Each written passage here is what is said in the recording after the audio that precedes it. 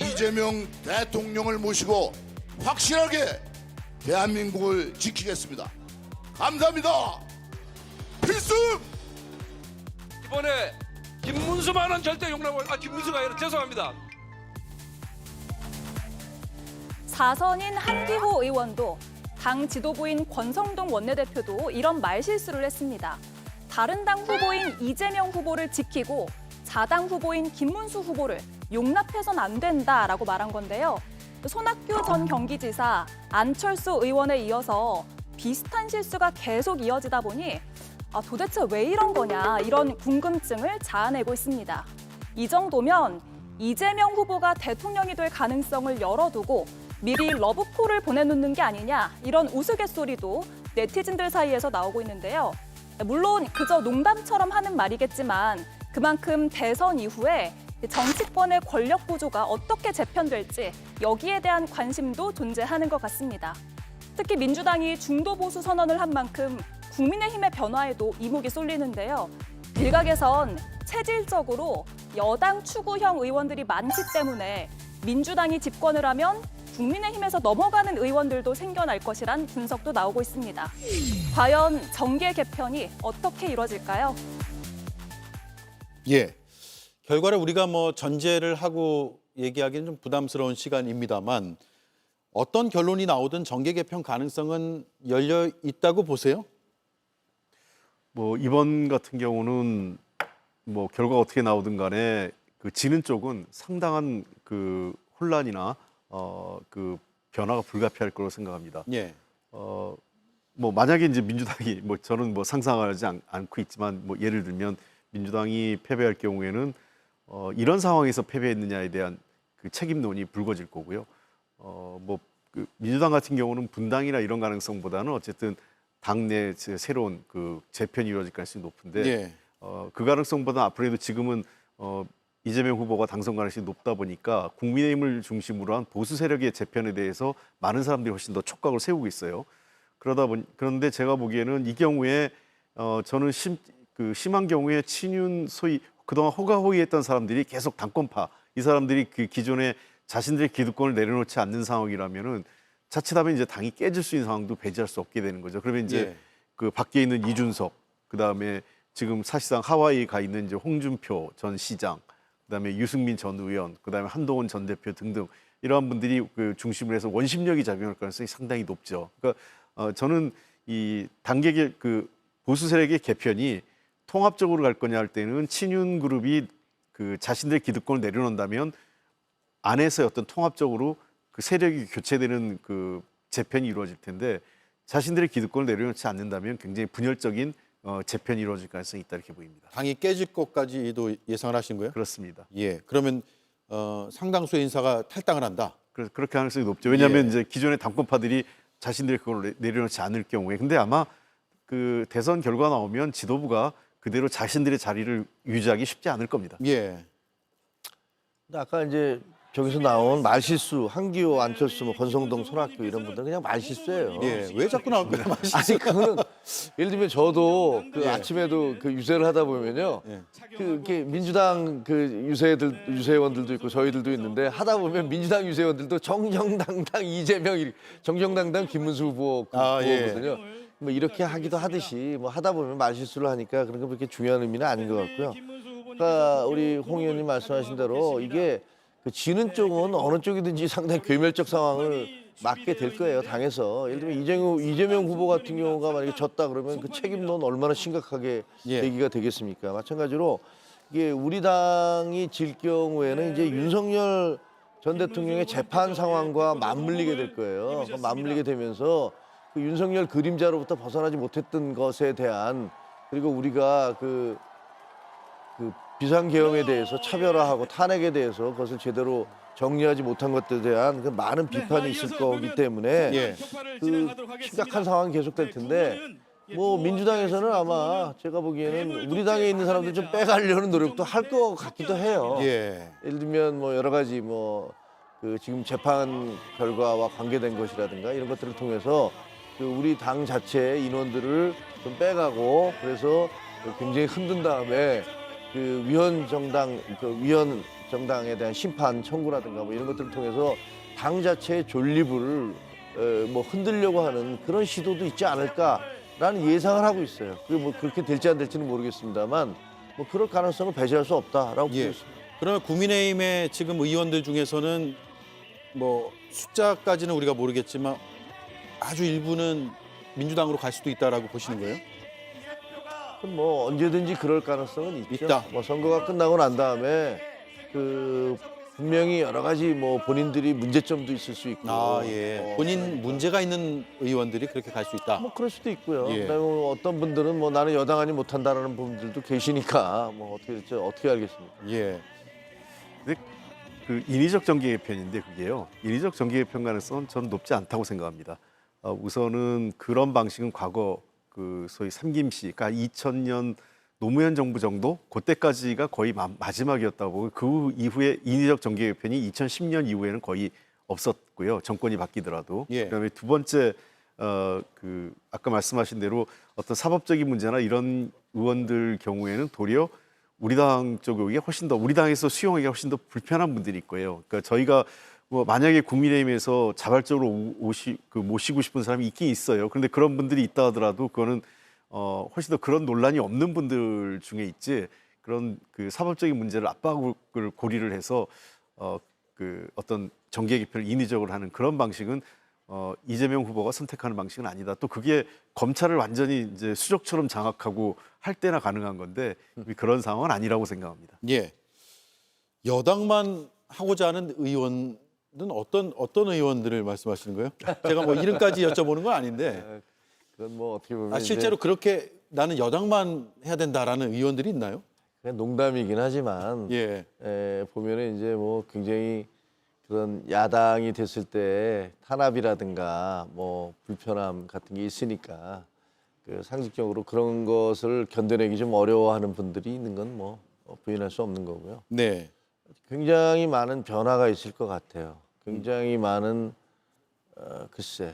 이재명 후보가 만약에 대통령이 된다면 국정을 어떤 방식으로 이어나갈까? 그럼 보면 보나마나 나는 내란에 대해서는 가만두지 않겠다. 뭐 이미 그렇게 다짐을 하신 거기 때문에 그러면 거기에 대한 푸시, 그러니까 아주 고강도로 밀어붙일 거예요. 예. 그리고 아마 특검 같은 것들, 뭐 김건희 특검, 뭐 명태균 특검, 그다음에 무슨 내란 특검, 뭐 이런 식으로 특검을 계속 밀어붙일 겁니다. 그럼 거기에 뭐 거부권 행사하지 않을 거니까 다 통과될 것이고 특검 정국이 이루어질 것이고, 그러면서 거기에 관련된 사람들, 뭐 대통령과 통화한 사람들이라든가 비화폰, 뭐 지금 서버 다 압수수색 됐잖아요.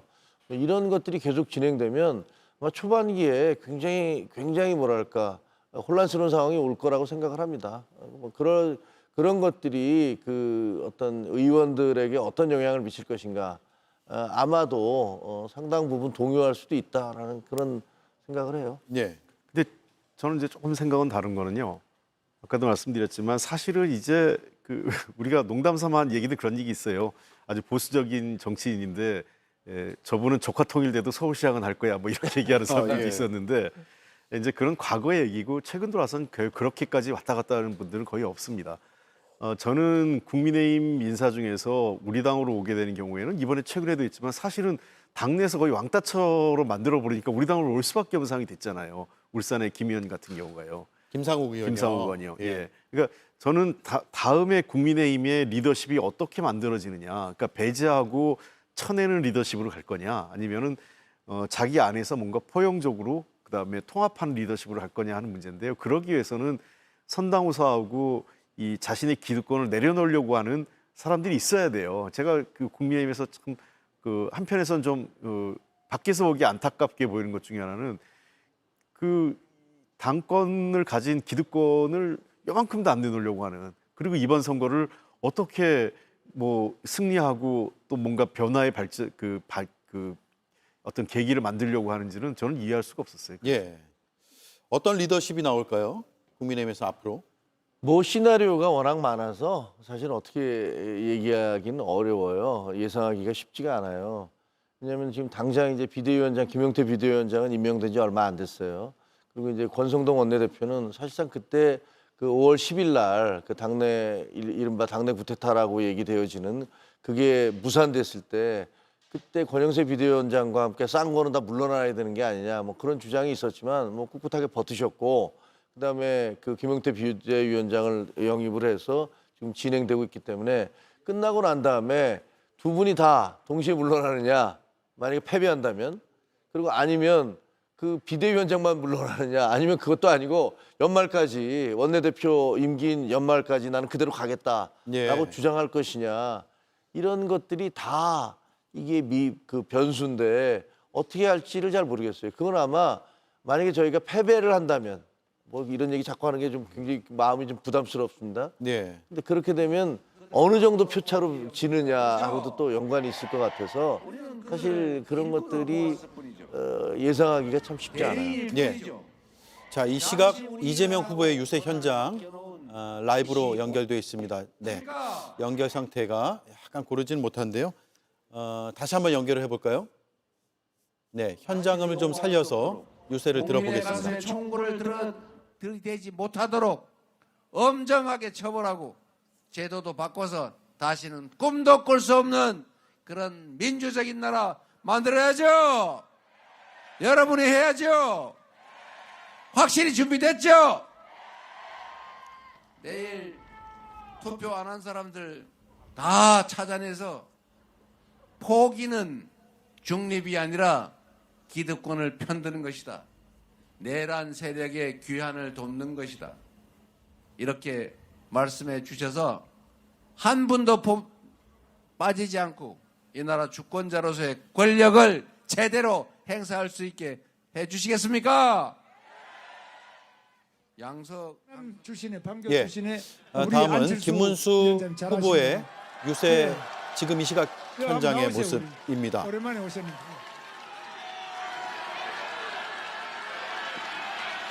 김문수 대통령 김문수 안철수 위원장은 여러분 아시다시피 의사지요. 또 의사하면서 과학자지요.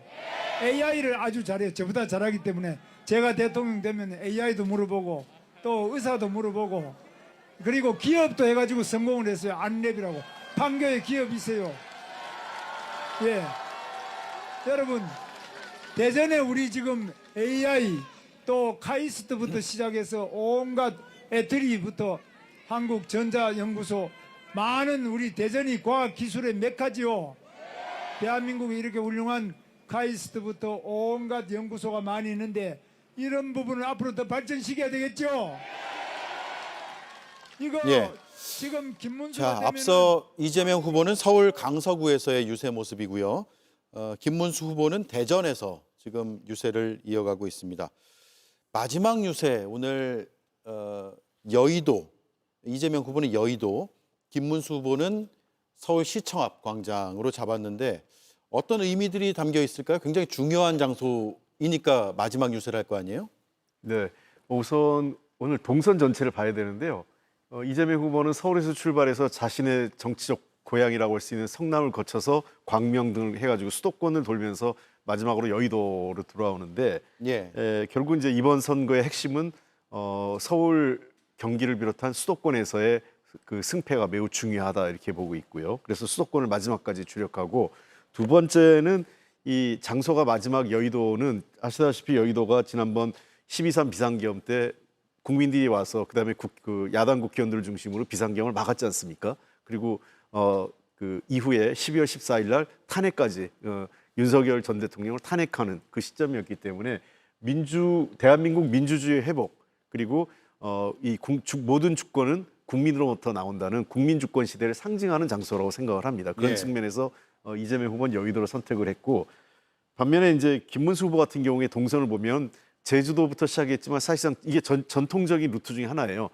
경부선 루트라 그래가지고 네. 부산에서부터 대구, 대전 찍고 이렇게 서울까지 오는 쭉 그 장거리 유세거든요. 만약에 이제 대개 저런 것들 많이 해요. 호남선 루트나 경부선 루트를 마지막으로 취하는 경우가 종종 있는데 이번엔 김문수 후보는 자신의 전통적인 지지 기반인 영남권으로부터 해서 기세를 몰아서 서울로 들어오는 방식이고 마지막 중심지는 서울시청. 그러니까 결국은 이제 최종적으로 가장 중심지인 서울에서 여세를 몰아서 마지막 이 피날레를 장식하겠다 이런 의도인 것 같습니다. 예. 김문수 후보가 오전에 제주에서 붉은색 운동복을 입고 또 오렌지색 모자를 쓰고 유세하는 모습인데 오늘 운동복을 많이 입는 것 같습니다. 조금 전에는 태권도복을 입고 유세를 했는데 본인이 이렇게 소개를 했어요. 운동권 출신이라고. 합기도 태권도 검도 이런 거 많이 했기 때문에 운동권이라고 한다라고 유세 중에 발언을 하기도 했고요. 이 시각에는 국민의힘 로고가 오른쪽 가슴에 담겨 있는 태권도복에 검은 띠를 메고 유세 중입니다. 서울시청 앞 광장에서 마지막 유세거든요. 어떤 의미일까요? 지금 제주에서 부산, 대구, 대전, 서울로 올라오는 거는 뭐 경부선 라인인데 그거는 아시다시피 그 지역이 굉장히 사전 투표율이 낮아요. 25%인가 이 정도잖아요. 그리고 이제 호남 지역은 거의 50% 이렇게 되니까 이 투표율을 이게 이제 어떻게 보면 동전의 양면인데 한쪽은 사전 투표율이 낮다는 것은 본 투표가 만약에 그것을 보장해 준다면 저희 지지자들 중에서는 특히 영남 지지자들 중에서는 사전 투표 잘 못 믿겠다 이런 분들이 많이 있기 때문에 그게 낮다는 게 투표를 하기 싫어서 그럴까 아니면은 사전 투표가 아니라 본 투표를 하겠다는 강렬한 욕망 때문에 그럴까 이게 좀 따져보기가 좀 쉽지가 않거든요. 그래서 제가 보기에는 이거는 이제 김문수 후보는 이제 내일 투표니까 본 투표율 최대한 높이기 위해서 그래서 이 지역을 이제 순방 가신 것 같고요. 뭐 이재명 후보는 자기의 상징성 때문에 여의도에서 하는 것 같아요. 그것은 아마 국회 12월 3일 그것을 상징적으로 부각시키기 위해서 그러는 것 같고 저희는 뭐 서울에서 서울역 광장에 서울 광장에서 하는데 뭐 그동안에 여러 번 서울 지난번에도 윤석열 대통령도 거기서 했잖아요. 그러니까 그런 것들도 있을 것이고 뭐 모이기도 거기가 제일 수월하니까요. 하는 게 아닐까 싶습니다. 자, 한 2분 남아서 각 1분씩 드릴게요. 내일 몇 시쯤 윤곽이 나올까요? 내일 8시에 이제 투표가 마무리되지 않습니까? 보궐선거라서. 차이가 어떨지 모르겠지만 뭐 저는 한 12시 전후에서 결과가 나오지 않을까. 12시 전후에서요? 그렇습니다. 그 정도가 그리고 아마 사전 투표까지 포함한 출구 조사가 상당히 어려울 것 같아요. 방송사들 입장에서 어려울 텐데 아까 너무 영원함 지역이나 이런 격차가 심하기 때문에 출구 조사 보정을 얼마큼 하는지에 따라서 생각보다 저는 결과 어떤 승패가 빨리 결정질 수도 있다 이렇게 보입니다. 출구조사된 투표지가 먼저 개표가 되는 건가요? 어떻게 됩니까? 그게 아니라 이제 출구 조사를 출구조사래요. 사전 투표. 그거는 그때 다릅니다. 왜냐하면 이제 사전 투표 먼저 도착한 대로 개봉을 하기 때문에 개표를 하기 때문에 어떤 지역은 사전 투표함이 먼저 할 때도 있고 다른 데를 먼저 하는데 통상적으로 사전 투표 열리는 확률이 더 훨씬 높습니다. 내일이 8시 끝나면 8시 10분쯤에 아마 개표 출구조사 결과가 나올 것이고 그다음에 9시부터 이제 아마 개표가 시작될 거예요. 근데 만약에 격차가 크다면 어느 한쪽이 좀 앞서고 있다면 그건 뭐 빨리 끝날 수 있는 거고 그게 만약에 치열한 접전이 된다면 뒤로 늦어지고 그러는 거 아니에요. 그러니까 그거는 이제 내일 투표율이 얼마나 되느냐 그것도 관계가 있을 것 같고요. 그래서 뭐 지금 예상하기는 어렵지만 한 12시에서 1시 이럴 때 일반 윤곽은 좀 드러날 것이고 2시쯤 되면 아마 대충 확정되지 않을까 이렇게 보여집니다. 알겠습니다. 내일도 늦은 시간까지 아마 유권자들의 TV 앞에서 계속 지켜보실 것 같네요. 두 분도 바쁘시겠습니다. 내일도. 여기까지 듣죠. 다음 시간에는 선거 결과를 들고 또 대담을 이어가겠습니다. 수고하셨습니다. 고맙습니다. 감사합니다. 다름이 공존하는 위대한 나라. 우리는 또다시 답을 찾을 것입니다.